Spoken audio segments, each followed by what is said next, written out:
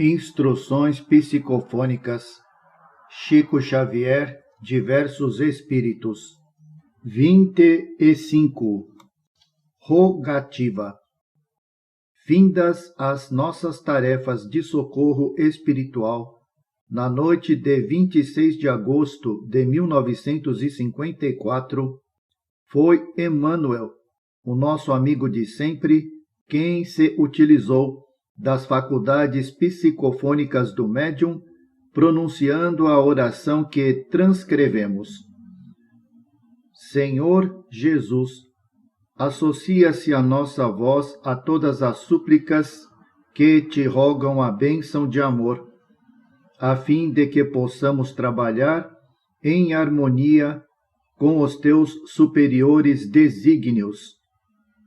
Dá-nos consciência de nossas responsabilidades e infunde-nos a noção do dever. Reveste-nos com a dignidade da resistência pacífica diante do mal que nos conclama a perturbação e faze-nos despertos na construção espiritual que fomos chamados a realizar contigo, dentro da renunciação que nos ensinaste.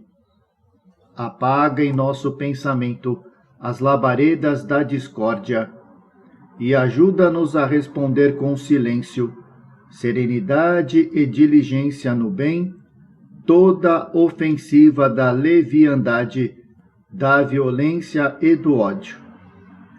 Instila-nos a coragem de esquecer tudo o que expresse inutilidade e aviva-nos a memória no cultivo dos valores morais, indispensáveis à edificação do nosso futuro. Mestre, não nos deixes hipnotizados pela indiferença que tantas vezes tem sido o nosso clima de invigilância pessoal em tua obra de luz. Que a fraternidade e a ordem, a compreensão humana e o respeito recíproco nos presidam a tarefa de cada dia, em teu nome, na execução de tua divina vontade. São os votos que repetimos com todo o coração, hoje e sempre. Emmanuel.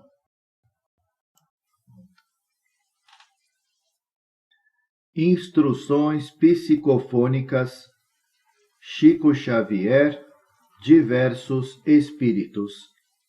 26. Uma lição.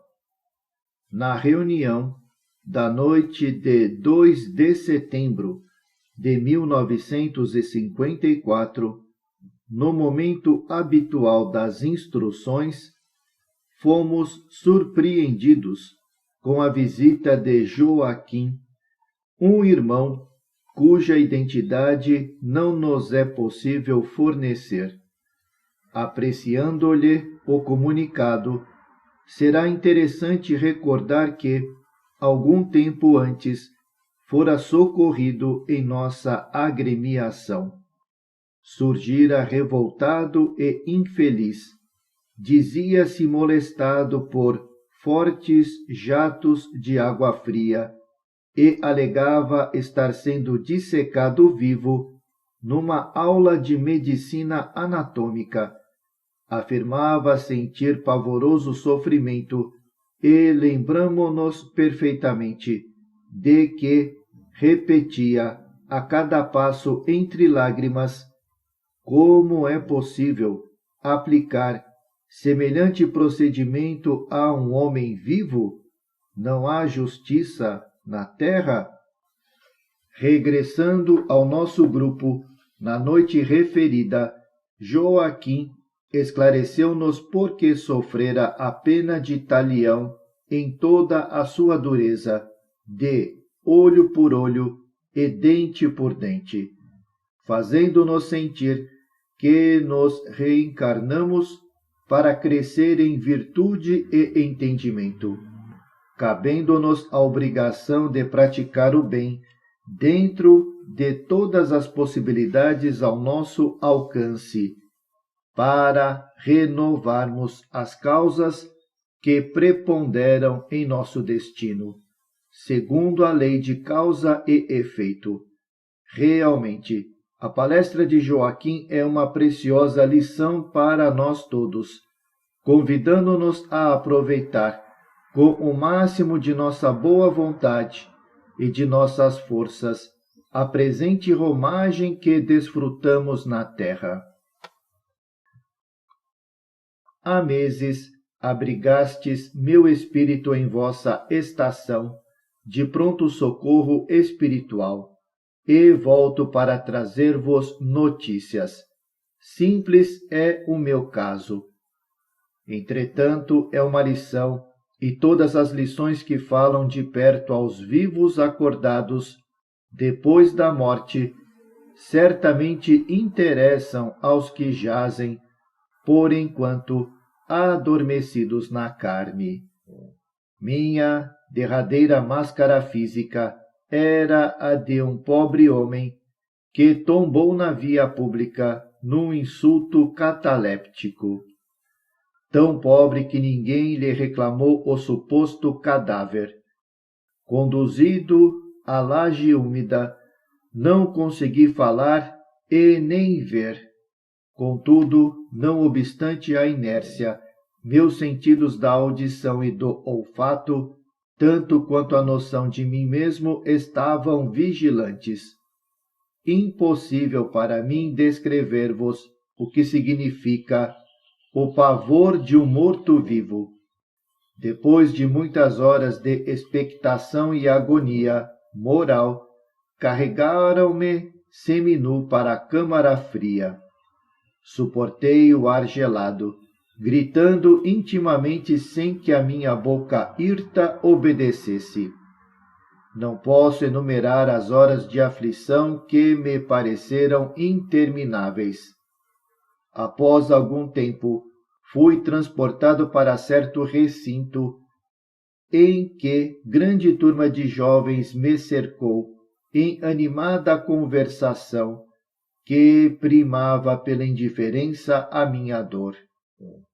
Inutilmente procurei reagir. Achava-me cego, mudo e paralítico. Assinalava, porém, as frases irreverentes em torno e conseguia ajuizar quanto à posição dos grupos a se dispersarem junto de mim. Mais alguns minutos de espera ansiosa e senti que lâmina afiada me rasgava o abdômen. Protestei com mais força no imo de minha alma. No entanto, minha língua jazia imóvel. Tolerando padecimentos inenarráveis, observei que me abriam o tórax e me arrebatavam o coração para estudo. Em seguida, um choque no crânio para a trepanação fez-me perder a noção de mim mesmo e desprendi-me, enfim, daquele fardo de carne viva e inerte, fugindo horrorizado qual se fora um cão hidrófobo sem rumo. Não tenho palavras para expressar a perturbação a que me reduzira. E até agora não sou capaz de imaginar com exatidão as horas que despendi na correria martirizante. Trazido, porém, à vossa casa, suave calor me regenerou o corpo frio. Escutei as vossas advertências e orações, e braços piedosos de enfermeiros abnegados conduziram-me de maca a um hospital que funciona como santa retaguarda, além do campo em que sustentais abençoada luta. Banhado em águas balsâmicas, aliviaram-se-me as dores.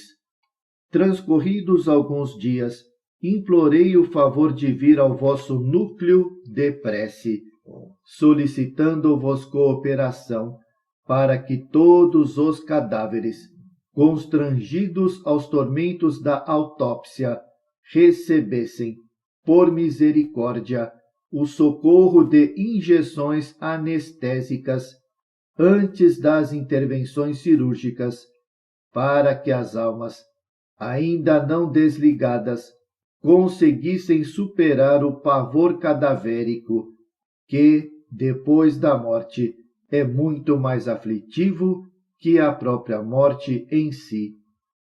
Em resposta, porém, à minha alegação, um de vossos amigos, que considero agora também por meus amigos e benfeitores, numa simples operação magnética, mergulhou-me no conhecimento da realidade e vi-me, em tempo recuado, envergando o chapéu de um mandarim principal.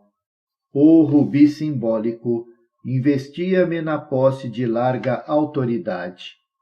Revi-me numa noite de festa, determinando que um de meus companheiros, por mero capricho de meu orgulho, fosse lançado em plena nudez num pátio gelado. Ao amanhecer, recomendei-lhe furtassem os olhos. Mandei algemá-lo qual se fora um potro selvagem, embora clamasse compaixão. Impassível, ordenei fosse ele esfolado vivo. Depois, quando o infeliz se debatia nas vascas da morte, decidi fosse o seu crânio aberto antes de entregue aos abutres em pleno campo. Exigi ainda lhe abrissem o abdômen e o tórax. Reclamei-lhe o coração numa bandeja de prata. O toque magnético impusera-me o conhecimento de minha dívida. As reminiscências de sucessos tão tristes confortavam-me e humilhavam-me ao mesmo tempo. Em pranto, nas fibras mais íntimas, indaguei dos mentores que me cercavam. Será, então, a justiça assim tão implacável, onde o amor nos fundamentos da vida? Alguém que para vós aqui se movimenta, a feição de generosa mãe de todos, abre parênteses, nota do organizador. O comunicante refere-se a Meimei, fecha parênteses. Explicou-me com bondade. Amigo, viveste na indiferença e a ociosidade atrai sobre nós, com mais pressa, as consequências de nossas faltas. É por essa razão que a justiça funciona matematicamente para contigo, já que não chamaste a luz do amor ao campo de teu destino. Compreendi, então, que se houvesse amado, cultivando a árvore da fraternidade, de certo que outras sementes, outras energias e outros recursos teriam interferido em minha grande tragédia, atenuando-me o sofrimento indescritível. É por isso que, como lembrança, trago-vos a lição do meu passado presente, com a afirmação de que tudo farei para aproveitar os favores que estou recolhendo, recordando a vós outros, e talvez seja este o único ponto valioso de minha humilde visitação, a palavra do Evangelho, quando nos deixa entrever que só o amor é capaz de cobrir a multidão de nossos pecados, que a humildade e o serviço, a boa vontade e as boas obras nos orientem o caminho, porque, com semelhante material, edificaremos o elevado destino que nos aguarda no grande porvir, para exaltar a justiça consoladora, a justiça que é também misericórdia de nosso Pai. Joaquim, espírito não identificado.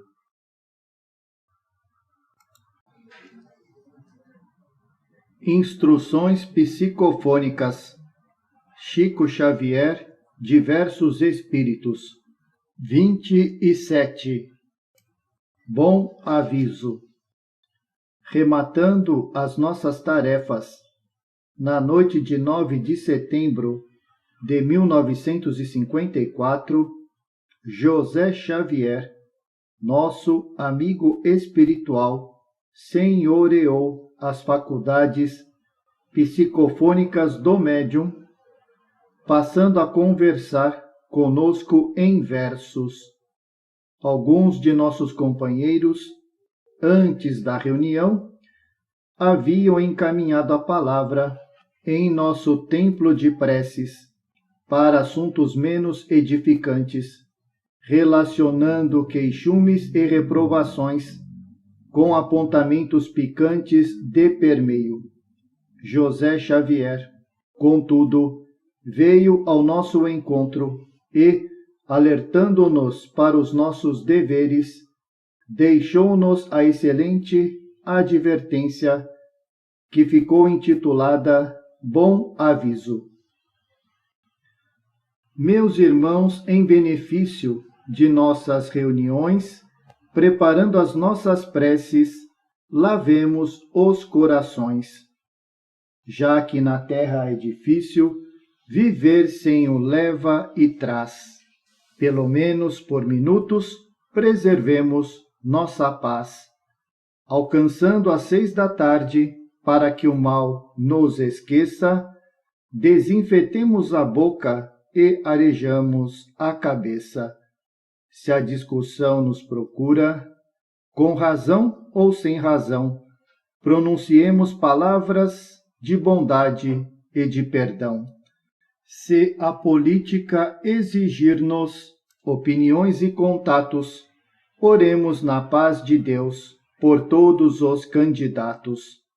Risinhos e anedotários, com pimenta malagueta, situemos sem alarde no silêncio da sarjeta.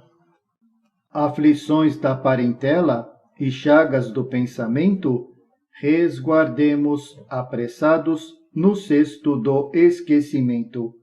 Censuras, reprovações, orgulho, mágoa e capricho, conservemos com cuidado no depósito de lixo. Ante as doenças e as provas, guardemos com formação, tratando-as sem desespero na farmácia da oração. Fim da tarefa, porém, na jornada costumeira.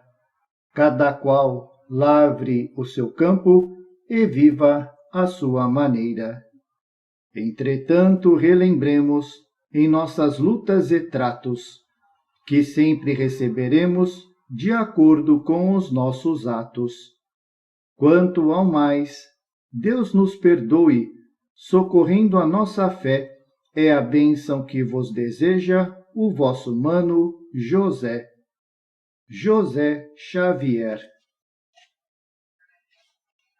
José Xavier, presidente do Centro Espírita Luiz Gonzaga, em Pedro Leopoldo, de 1928 a 1939. Desencarnou em 1939.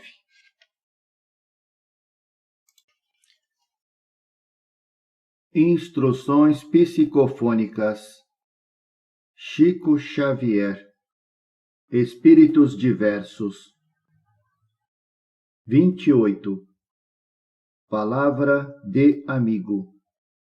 Na fase terminal da nossa reunião, na noite de 16 de setembro de 1954, os recursos psicofônicos do médium foram ocupados pelo nosso amigo Queiroz, que foi abnegado médico em Belo Horizonte e cuja personalidade não podemos identificar de todo por motivos justos. Conhecemo-lo pessoalmente. Homem probo e digno, fizera da medicina verdadeiro sacerdócio. Dedicava-se aos clientes e partilhava-lhes as dificuldades e sofrimentos, qual se lhe fossem irmãos na ordem familiar. Apenas 28 dias depois de desencarnado, com o amparo de amigos espirituais, viera pela primeira vez ao nosso grupo. Parecia despertar de longo sono e sentia-se ainda no corpo de carne. Reconhecia-se consciencialmente, mas julgava-se ainda em estado comatoso e, por isso, orava com encantadora fé e em voz alta pelos enfermos que lhe recebiam cuidados, confiando-os a Deus, passando a conversar conosco e assistido magneticamente pelos benfeitores espirituais de nosso templo, despertou para a verdade em comovente transporte de alegria.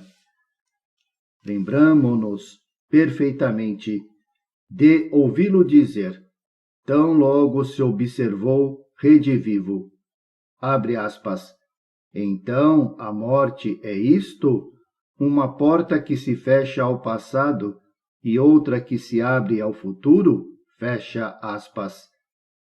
Passou, de imediato, a ver junto de si antigos clientes desencarnados que lhe vinham demonstrar gratidão e, com inesquecíveis expressões de amor a Jesus, despediu-se, contente, deixando-nos agradecidos e emocionados.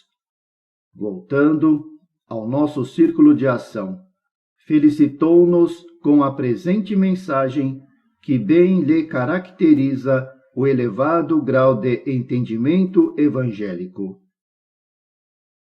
Sou daqueles que precisaram morrer para enxergar com mais segurança. A experiência terrestre é comparável à espessa cortina de sombra, restringindo-nos a visão. E, em mim, o dever do médico eclipsava a liberdade do homem, limitando observações e digressões. Contudo, vivi no meu círculo de trabalho com bastante discernimento para identificar os profundos antagonismos de nossa época.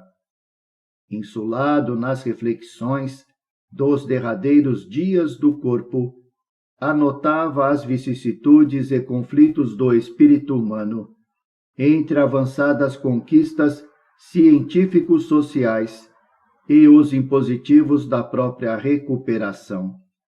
Empavesado na hiperestrutura da inteligência, nosso século sofre aflitiva sede de valores morais, para não descer a extremos desequilíbrios, e a existência do homem de hoje assemelha-se a luxuoso transatlântico navegando sem bússola.